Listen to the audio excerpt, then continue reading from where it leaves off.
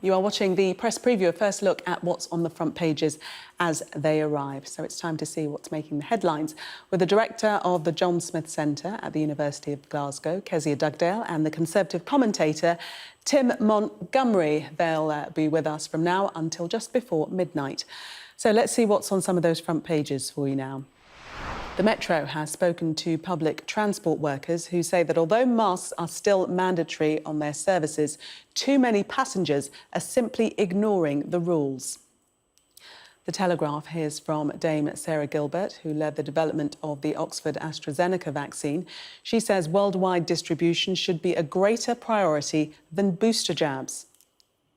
But the Times reports booster jabs could get the green light next week, alleging a COVID-19 vaccine top-up leads to a rise in protection. Scrapping the benefits uplift will hit the sickest areas hardest. That's according to The Guardian. Whereas the Daily Mail leads with the consequences of remote GPs, as doctors say phone and video appointments are here to stay. The Financial Times reports that the European Central Bank is starting to ease its emergency bond buying programme as the Eurozone economy shows signs of recovery. Well, I'm joined tonight by Kezia Dugdale and Tim Montgomerie. Welcome to you both. Good evening. Let's start off by having a look at the Telegraph and that story that there's a suggestion that boosters might not necessarily be the priority. This is according to the scientists who led the Oxford jab. Kezia. Yeah, so the headline here is a little misleading because she's not condemning the idea of mass boosters by any stretch of the imagination. She's just arguing that if we have excess vaccine supply, it might be a lot smarter to give that to other countries around the world whose vaccination rates are far, far smaller than ours. Not just as a good deed or some sort of moral duty, but because getting other countries to increase their vaccination levels is a way that we can protect ourselves from an increase in new variant. If another new variant was to come along that defied the current vaccines that we have, we could be right back to square one again when it comes to COVID. So this is her advice today, saying, yes, give those who are immunosuppressed a third jab, but beyond that point, let's give those jabs to other countries to protect ourselves against any future variant. But Tim, doesn't it raise doubts, though, about the effectiveness of a third jab if she's suggesting that we needn't go for it straight away? Yes, and I think anyone who takes at least a superficial look at the Times front page that you just mentioned, Gillian, and the Telegraph story will be concerned as to whether scientists really agree on the value of a booster jab. I think Kez and I might even agree on the subtext, though, of this Telegraph piece.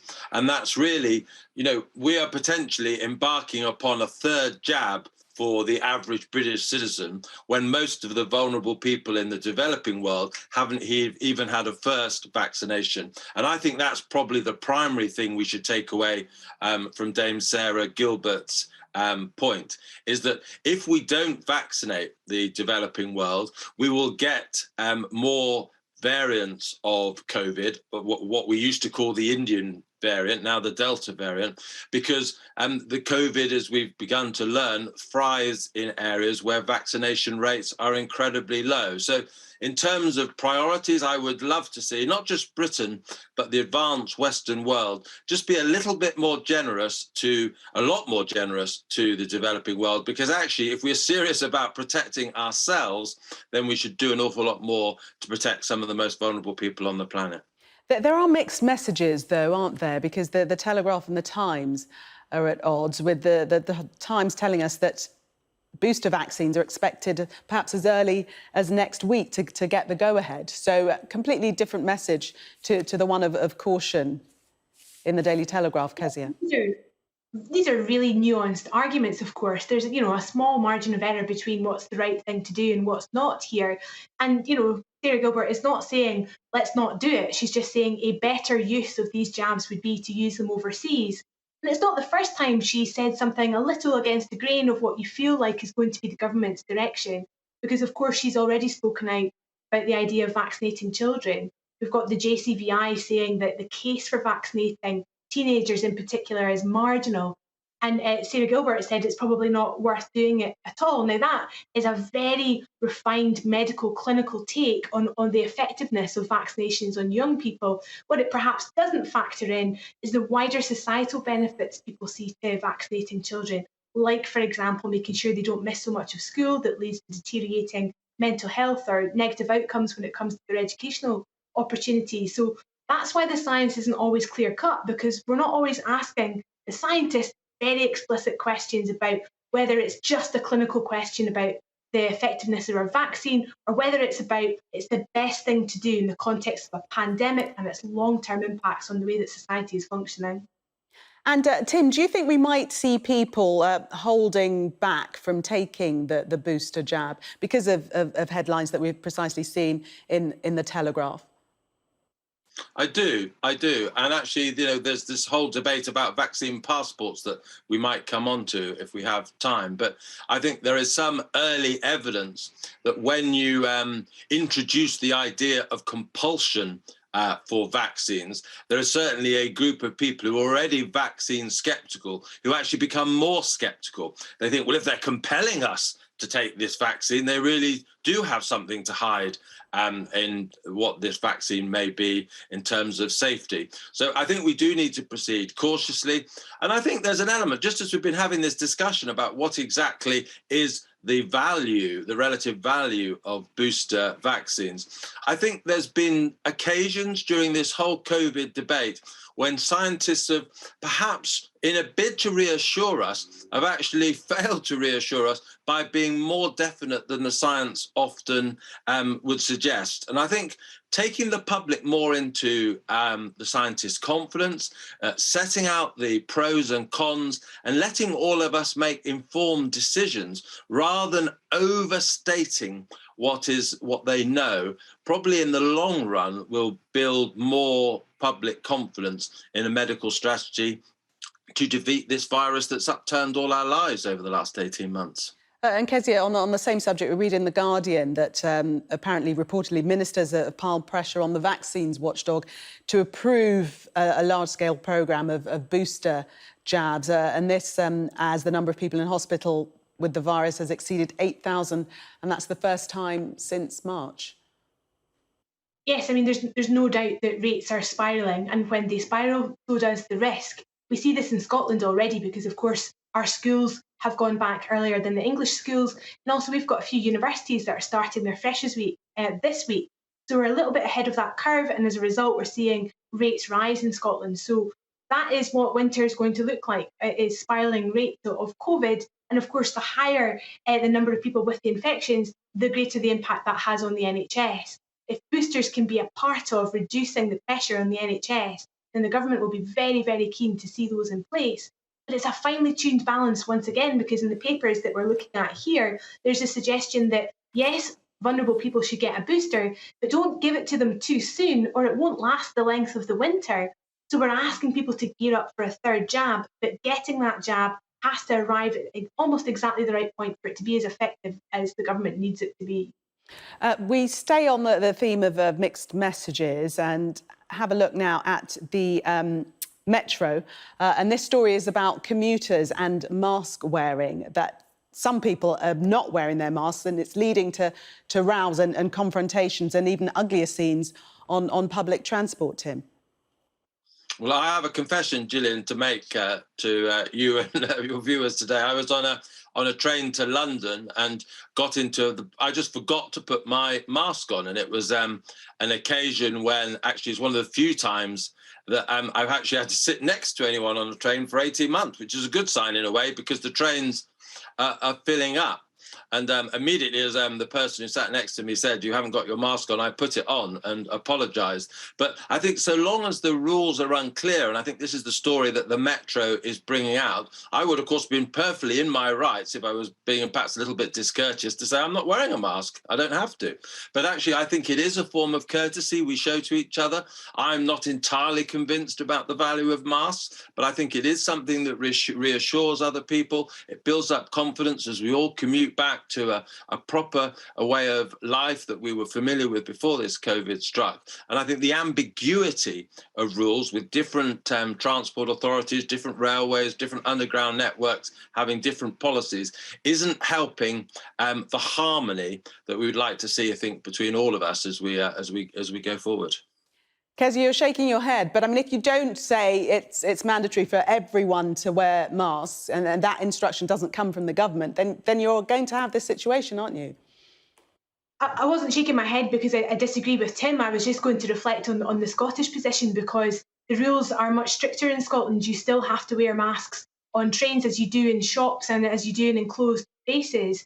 So in that sense, the rules are very clear. But unfortunately, and I feel really strongly about this, we still have lots of people ignoring the advice, in fact, the law, to wear a mask on trains in Scotland. And it does my absolute dinger in, because I think, for an individual to choose not to wear a mask would be acceptable if the impact of not wearing that mask was borne entirely by them and them alone. But it's not. By not choosing to wear a mask, they're potentially risking other citizens around them.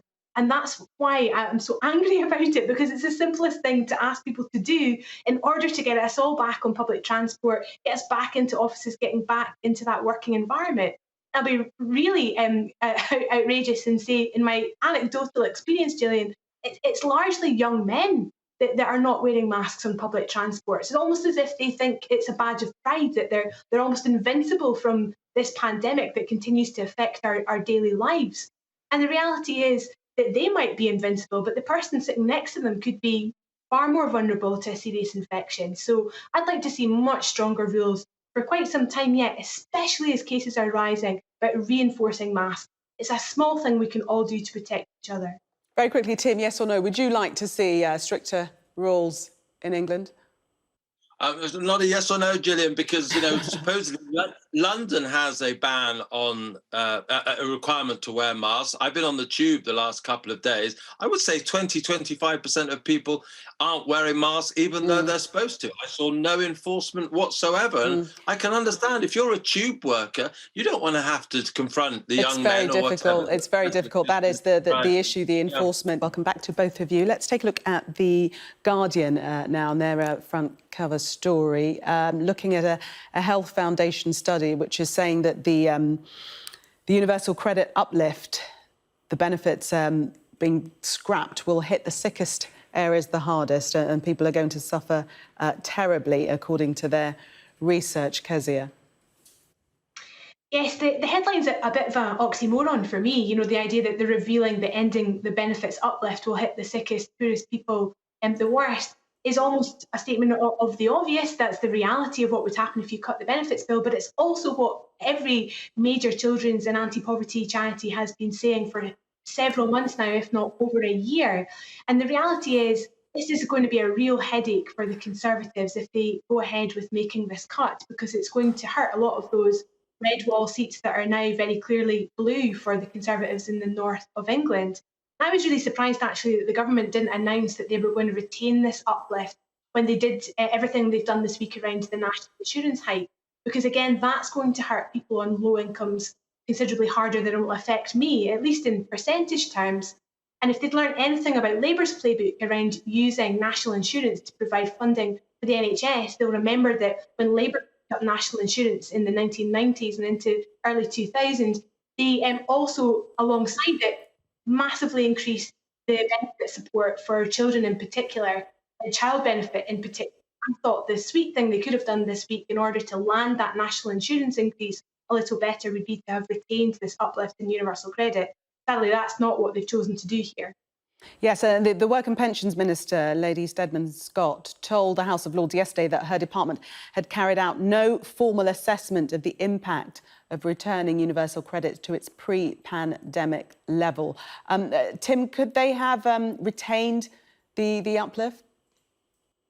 Well, I think they may well retain, if not all of the uplift. I think they may retain part of it. The Guardian article that Kez has just been discussing mentions that 50 Conservative MPs have expressed their concern over the taking away of what was, you know, admittedly something that the government promised was a temporary measure to help people through the pandemic. But I think people need this money. Lots of families all over this country have come to depend upon this money. We're living in a period when all the goods in the supermarket are going up. I've been in Tesco this evening, and just all sorts of things that you notice, they're going up in price. And to take away money from people at this time is going to be very difficult. And amongst those 50 Conservative MPs, they're not just, you know, the normal troublemakers who always rebel against the government. You've got a whole range of former Conservative Work and Pension Secretary, including Ian Duncan Smith, the former Tory leader,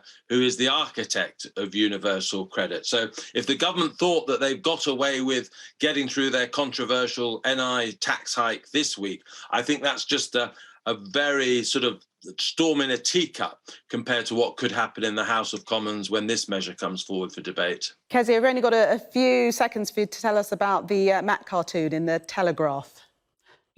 Oh, well, this is really Tim's, but it's a running joke about Gavin Williamson's inability to tell the difference between two black sporting heroes. So the joke here is that Man United have bought, or they think they've bought Marcus Rashford, but have in actual fact got Gavin Williams instead. So it's a real funny there from Matt, as always. As always, for 100 million as well.